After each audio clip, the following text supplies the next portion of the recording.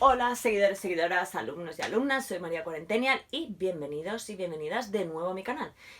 Hace mucho que no grabo vídeos y os reconozco que al principio me está costando mucho colocar la cámara. No hay que perder la rutina. Yo no debía haber perdido la rutina de hacer vídeos y vosotros no debéis perder la rutina de estudiar. Escarmentar en cabeza ajena, que es la mía, y seguid estudiando estas navidades. Este es mi regalo de Navidad para todos vosotros, en especial para mis alumnos, que estoy muy orgullosa de ellos porque han aprendido mucho. Así que desde aquí les doy mi enhorabuena. Querían la fama cuesta, se han esforzado y la han conseguido. Bueno, pues vamos a ver el texto narrativo. El texto narrativo, lo primero que tenemos que decir es que es un texto en el que se cuenta una historia. Hay un narrador que cuenta una historia que le sucede a unos personajes en un tiempo y en un lugar determinado. Esa historia vamos a ver que tiene un orden.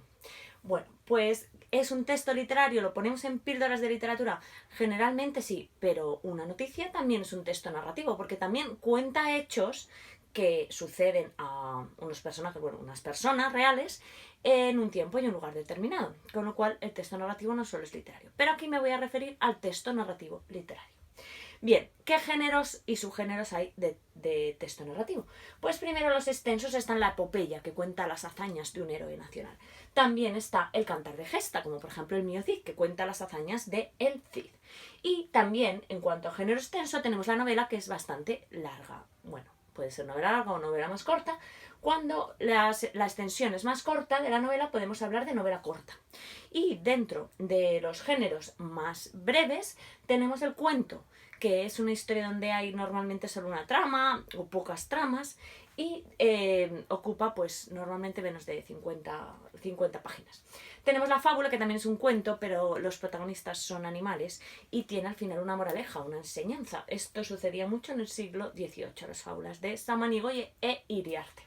Tenemos también los ejemplos, que son parecidas a las fábulas porque también son muy didácticas, que seguro que conocéis el libro del conde Lucanor, donde el conde pide consejos a Patronio, su criado, y le da consejos contándole una historia. Le cuenta una historia y luego una moraleja para que aprenda algo de esa historia que le ha contado.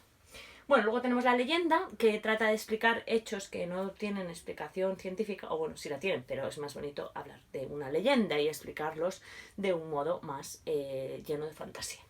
Luego tenemos el romance, que es una fragmentación o un trozo de los cantares de gesta, las partes que los juglares veían que tenían más éxito, pues las convertían en romance. Y el cómic, que incluye dibujo y texto en los bocadillos. Los bocadillos no se los comen los personajes, sino que es eso que sale de ellos así, con lo que hablan. Bueno, pues pasamos a el tipo de narrador. El tipo de narrador, que es la persona que cuenta la historia en la narrativa, puede ser en primera persona. Y entonces, si es en primera persona, sería un narrador protagonista. A mí me pasó tal cosa. Es, por ejemplo, el narrador del Lazarillo de Tormes. Sepa vuesa merced que yo soy Lázaro de Tormes y que nací y que me pasó tal cosa y tal otra. Entonces, el narrador protagonista tiene una ventaja, y es que conocemos de primera mano qué es lo que pasa, sus propios sentimientos, pero también tiene una desventaja, que perdemos la intriga, porque si nos está contando la historia, por muchas aventuras que corra, sabemos que va a salir vivo de ellas. También tenemos el narrador testigo, que es en primera persona, pero que va como al lado del protagonista y va contando lo que le pasa al protagonista. Luego tenemos narradores en segunda persona, que hay poquísimos. Ahora se me ocurre 5 horas con Mario, de Miguel Delibes, que está la mujer de Mario, que Mario ha muerto, y ante su cadáver le está echando en cara la vida que lleva. Tenemos el narrador en tercera persona, que es este que dice el protagonista hizo tal cosa en un lugar de la Mancha de cuyo nombre no quiero acordarme, no mucho que vivía un hidalgo. Entonces cuenta en tercera persona. Y ese narrador puede ser omnisciente, todo, y ciente, que sabe. Un narrador omnisciente es un narrador que lo sabe todo, sabe lo que piensan los personajes, por qué hacen lo que hacen, es como un dios. Y luego tenemos el narrador objetivo, que es como una cámara que ve partes, pero otras partes no las ve. Es mucho más moderno el narrador objetivo, la verdad. Bueno, vamos a ver la estructura que tienen los textos narrativos. Normalmente tienen planteamiento, se presenta la situación a los personajes, dónde viven, dónde están. Nudo, que es cuando aparece el conflicto que desestabiliza todo eso. Vamos a poner el ejemplo del patito feo, por ejemplo. El patito feo, en el planteamiento nos presentan a la mamá pata, que de repente está ahí, tiene unos huevitos, y de uno de los huevitos sale un patito un poco feo. Entonces, el nudo. Ese pato, bueno, en el planteamiento es cómo lleva su vida ese pato, el pobre ahí tan feo, con sus hermanitos que son más guapos. Y el nudo es el momento en el que él se va y empieza a correr aventuras, algunas pues bastante tristes, ¿no? Por ejemplo, pues se va a una casa, no le hacen caso, los otros animales, la gallina no le hace caso, y finalmente aparece el desenlace, y el desenlace es, pues si el nudo se había dado un nudo, el desenlace lo deshacemos el nudo y resolvemos el conflicto. ¿Cómo se resuelve el conflicto del patito feo? El patito feo ve a unos cisnes volar, se mira en el lago y se da cuenta de que es igual que ellos. Y dice, no pasa nada por haber nacido en un corral de patos si uno ha nacido de un huevo de un cisne. Pensadlo, todo en estas fechas. Bueno, pues vamos a ver la estructura, que también puede ser circular, es decir, que empieza como acaba. No, estas estructuras circulares pues suceden, por ejemplo, en 100 años de soledad, ¿no? Se augura lo que va a pasar y al final pasa. Luego tenemos la estructura caleidoscópica, que son muchas escenas que se juntan unas con otras, y la estructura de muñecas rusas, una historia dentro de otra historia dentro de otra historia, como Las Mil y una noches, que no tengo tiempo para contarlo, pero que podéis mirarlo en internet, porque es muy interesante. Un día lo explicaré. Luego tenemos la estructura lineal, que es la normal, y la estructura in media res, en medio de la cosa, porque res es cosa en latín, en medio de la nada. De repente los personajes aparecen, no sabemos qué hacen ahí, por qué están aquí en el desierto, qué les ha traído hasta aquí. Y entonces se empieza a contar hacia atrás, haciendo un flashback, qué es lo que pasó. Bueno, vamos a ver ahora mismo a los personajes, y los personajes pueden ser principales, que son protagonistas, y antagonistas. El protagonista sería el bueno, pero bueno, no siempre es el bueno, es el que quiere conseguir algo, y el antagonista es el que le fastidia, el que le pone impedimentos para que consiga. A veces el antagonista es otra persona, o a veces el antagonista está dentro de nosotros. Decidme que no tenéis antagonistas dentro. Por ejemplo, el miedo, la inseguridad, la falta de confianza en uno mismo. Esos serían antagonistas de nuestras vidas. Pero al final el protagonista acaba venciendo, y bueno, a veces, porque si el final es feliz acaba venciendo, y si el final es triste, pues no acaba venciendo, acaba perdido. Luego hay personajes secundarios que no son tan importantes, pero que apoyan al protagonista y al antagonista, y personajes terciarios que son como decorados. Bueno, los personajes pueden ser ficticios, generalmente son ficticios en literatura, pero también pueden ser históricos. Por ejemplo, Galdós en los episodios nacionales, que habla de personas de la época del siglo XIX, políticos, etc.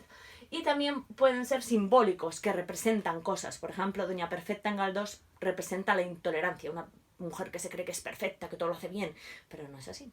Bueno, los personajes pueden ser planos, muy sencillitos, por ejemplo los de las fábulas, ¿no? Pues la cigarra es así, es como es, muy alegre, la hormiga es muy trabajadora y ya está, pero no tienen matices. Cuando los personajes tienen matices, decimos que son personajes redondos, que están bien conseguidos. Tienen contradicciones, por una parte son buenos, por otra parte son malos, y los personajes colectivos, como la colmena de Cela o Fuente Ovejuna de Lope de Gas, es un personaje que es todo un pueblo o toda una comunidad. Bien, pues aquí tenemos el espacio. El espacio puede ser donde suceden los acontecimientos, puede ser real o puede ser ficticio. Por ejemplo, la Tierra Media de Tolkien, ¿no? Eso es un lugar ficticio.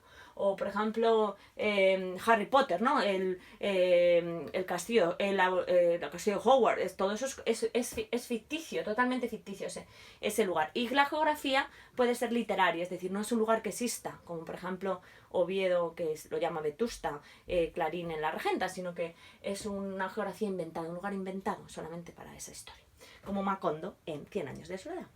Luego tenemos el tiempo en que transcurren todos estos acontecimientos que narra un narrador y que protagonizan los personajes y que suceden en un espacio. Bueno, pues el tiempo puede ser externo, que es pues la época en la que suceden las historias, puede ser el futuro, puede ser el presente, puede ser el pasado, y también el interno. El interno quiere decir que puede pasar un tiempo muy largo en la historia, el personaje nace, crece, pues tiene su vida, se hace viejo, o puede ser un tiempo interno más rápido, pues por ejemplo pues 1 hora o 5 horas con Mario.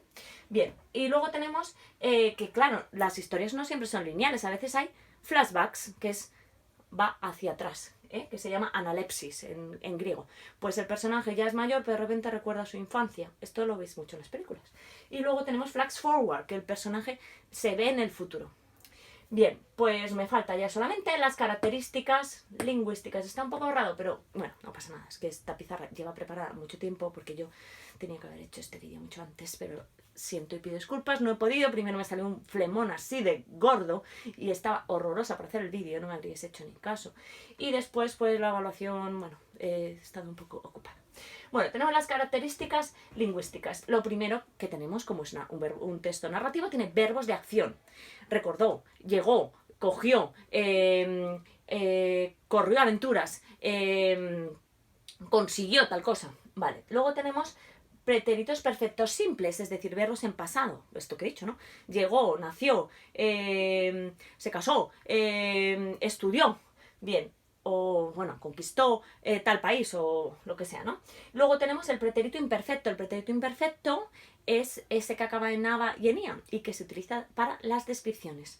O su madre, estoy pensando ahora en la familia de Pascual Duarte, ¿no? Porque la madre del personaje de esta novela de Cela, pues no era muy amiga del agua. Entonces dice mi madre que no era muy amiga del agua, que no se duchaba, no se bañaba, cosas así, ¿no? Pues eso sería una descripción en imperfecto. Y también hay muchos deícticos de tiempo. Adverbios, por ejemplo, allí, perdón, aquí, perdón, no son de lugar, aquí, allí, pero por ejemplo, entonces, al cabo de un par de días, después, antes, entonces también hay muchos pronombres para referirnos a los personajes.